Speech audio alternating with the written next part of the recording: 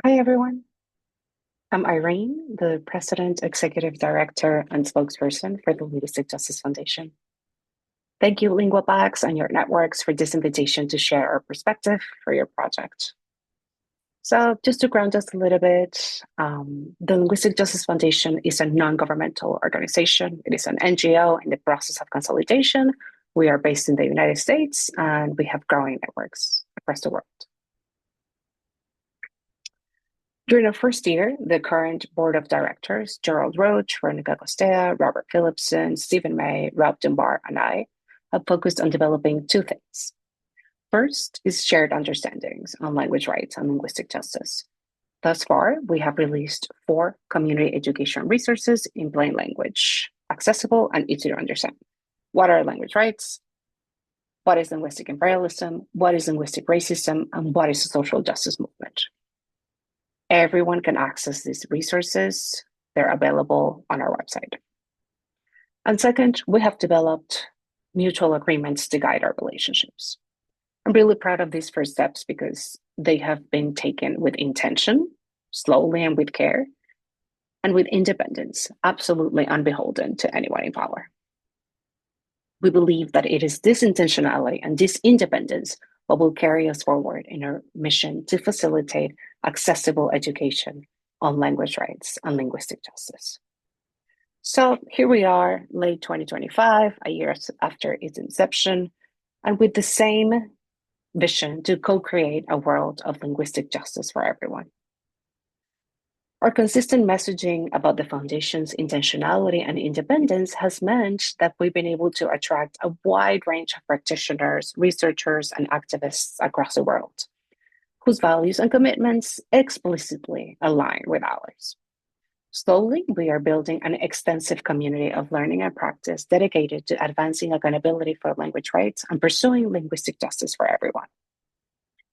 We believe that our role of facilitating public understanding on language rights and how linguistic justice can be achieved is a greater determinant to advancing accountability for the systematic respect and protection of people's language rights. Right now, knowledge about people's language rights and linguistic justice is still out of reach for most people. And when I say most people, I mean not just those directly impacted by language rights violations, but also those who might unintentionally cause harm because they don't know any better. And even bystanders and potential allies who simply don't see what's happening or don't yet know how to help.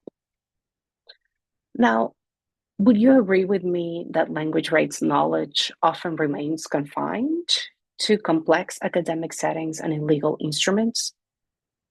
At the Linguistic Justice Foundation, we believe it shouldn't, and we're working to set that knowledge free. Because without facilitating public understanding of people's language rights, we can't respect and protect those rights. And without people, systems, and structures to protect people's language rights, we can't create linguistic justice. So, to that extent, we are developing a growing community of learning and practice via our language rights pledge. Our pledge is a commitment. We are asking that anyone who wants to support our work commit to identifying language rights violations, speaking up for language rights, engaging in communities of learning and practice. And, maybe some of you already do this. That's great. Or maybe some of you are planning to start. For those of you who don't yet, look around you. There's never been a better time to start. Either way, there's power in making a pledge, to committing publicly to live up to your values, and joining a community of people who share those same values. So that's a little bit of background as to who we are at the foundation and the work that we're doing.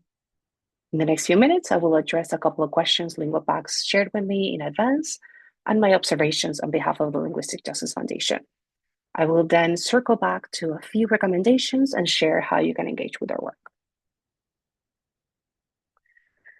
All right. Can you identify the biggest challenges in networking with regard to endangered minoritized language advocacy? Can you think about any failures or goals in language rights advocacy or language reclamation activism where networking seems not to be the most appropriate or effective strategy. So, 3 challenges I can share with you today. The first is that we tend to rely on English or any other dominant language in our advocacy. When this happens, it can unintentionally reproduce the same inequities we're trying to dismantle. I'm speaking in English today so that I can reach more people with our anti-oppression message. But this video is also available in Spanish, my native language. And with future resources available for the foundation, our advocacy efforts will be multilingual. A second challenge is the persistent lack of awareness of language rights. This is a challenge I've faced every day in my own advocacy work for the past 6 years, whether in the courts, in philanthropy, in social justice movements. And I know that for many advocates out there, this is often the most frustrating and hardest challenge to overcome. The persistent lack of awareness of language rights is a challenge that is simple to understand when we ask ourselves just a couple questions. How can people collectively advance the respect and protections of rights they don't know they have? How can power holders meet their obligations to uphold those rights? How can people in our systems collectively support the respect and protections of language rights if they have not been given the tools to understand these rights and the obligations they create? And the third challenge that I want to share with you today is the inconsistent use of a rights-based approach. Sometimes our advocacy efforts may center on languages themselves instead of centering on people's rights to use, maintain, and transmit their languages. When we explicitly center people's language rights in our advocacy efforts, the immediate next step is identifying the obligations resulting from those rights. And then identifying the duty barriers, meaning those who bear the obligation to respect and protect those rights and under what conditions. The inconsistent use of a rights-based approach is a challenge that is simple to understand when we ask ourselves just a couple questions. Are states around the world those who have the obligation to respect and protect language rights? Is it our education systems? Is it our administration of justice systems? Is it our healthcare systems? And so on. So when advocacy becomes language-centered instead of centered on people's language rights, it disempowers everyone, the communities we work with, and also among us doing the advocacy work, even when intentions are good.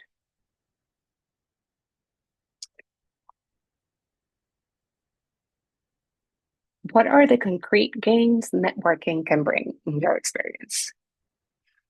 So networking can greatly boost awareness of the issues we care deeply about and raise our morale when we're exhausted from trying our best and giving it all in pursuit of our justice goals. Networking is also how we build solidarity, how we form bonds of connection and commitment to one another.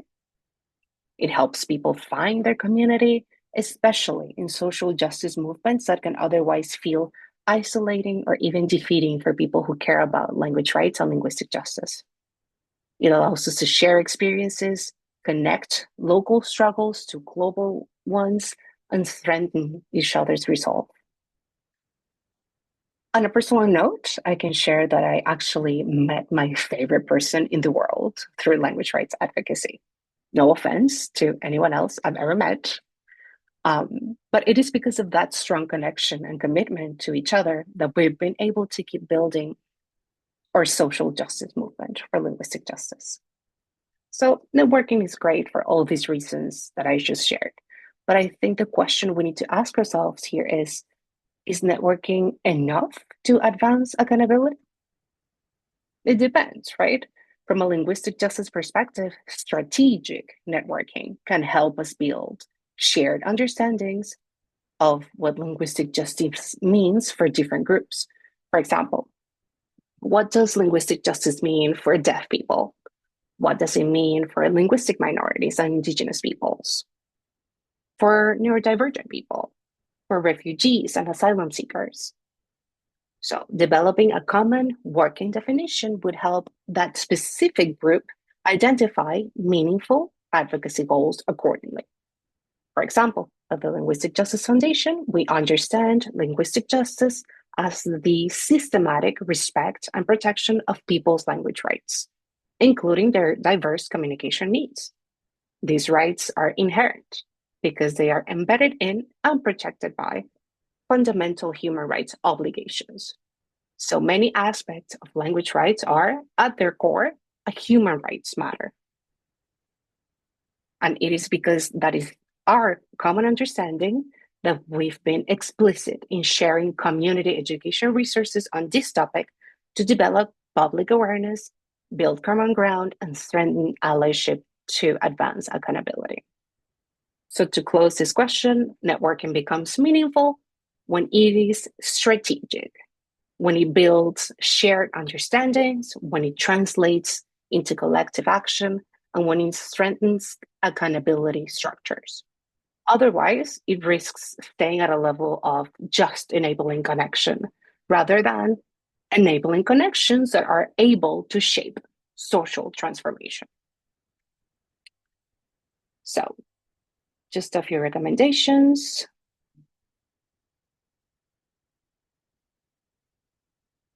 Using a consistent rights-based advocacy approach grounded in the human rights framework, where we clearly identify rights bearers, duty bearers, and language rights violations. Recognizing the interdependence of all human rights and focusing on the most vulnerable. Building communities of learning and practice based on inclusion, openness, diversity, and pluralism. Ensuring participation and accountability across systems and structures. Building relationships based on trust and explicit commitments to advance accountability for language rights. And centering people and their well-being, including the well-being of advocates on the ground doing the work. Now, our advocacy efforts are also strategic right now because they are timely. We are still in the International Decade for Indigenous Languages, and as the UN reminded us, most threatened languages are Indigenous peoples' languages. So the sense of urgency to advance accountability for people's language rights is real. At the Linguistic Justice Foundation, we are preparing to launch our first call for funded social impact partnerships in 2026. Through this upcoming project, we aim to expand our community education resources on language rights and linguistic justice. This will be our main strategy to increase equitable exchange and partnerships in support of linguistic capital and linguistic justice. We believe that mass communication and education on language rights in plain, accessible language is key to fostering linguistic capital, reversing the linguistic diversity crisis, and activating societal benefits in Europe and elsewhere. And we hope you will join us in our mission to advance language rights education for the many, not just for a few. Engaging with our work is simple. You can join our Language Rights Pledge signatories via our website at www.linguisticjusticefoundation.org. And you can connect with us on social media at LinkedIn and Instagram at Linguistic Justice Foundation. Thank you all so much for listening. Until next time.